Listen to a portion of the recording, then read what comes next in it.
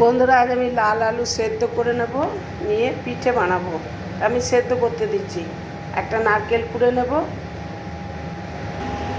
একটা নারকেল কুড়ে নিয়েছি আমি। কুড়ে নিয়ে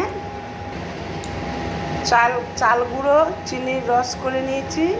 চাল গুঁড়ো দিয়ে, নারকেল দিয়ে, আর ওই রাঙা আলু, মিষ্টি আলু সেদ্ধ করে এটাকে মেখে নিয়ে আমি পিঠের মতো তৈরি করে নিয়েছি।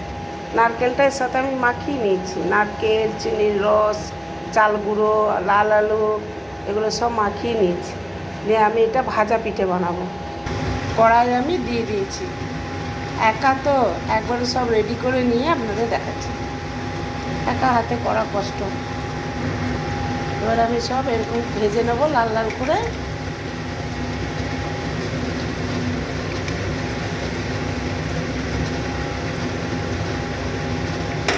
আমি ভেজে নিচ্ছি।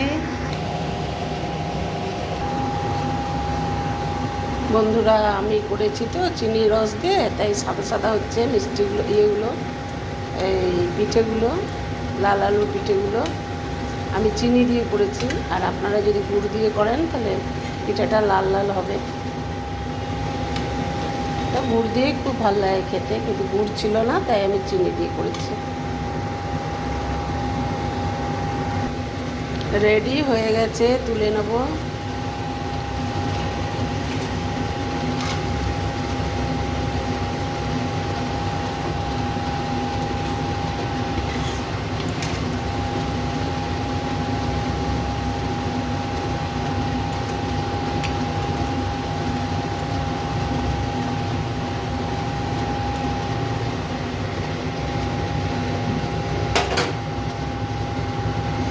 আবার দিয়ে দেব।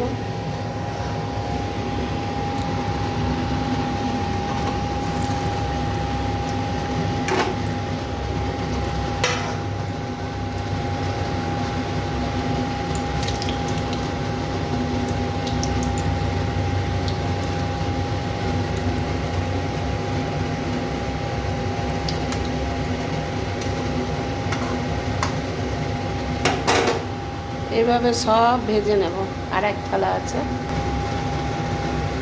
বন্ধুরা, আমার এই লাল আলুর পিঠে রেডি। ভালো লাগলে লাইক, শেয়ার, সাবস্ক্রাইব করে পাশে থাকবেন। রেডি, নামিয়ে নেব।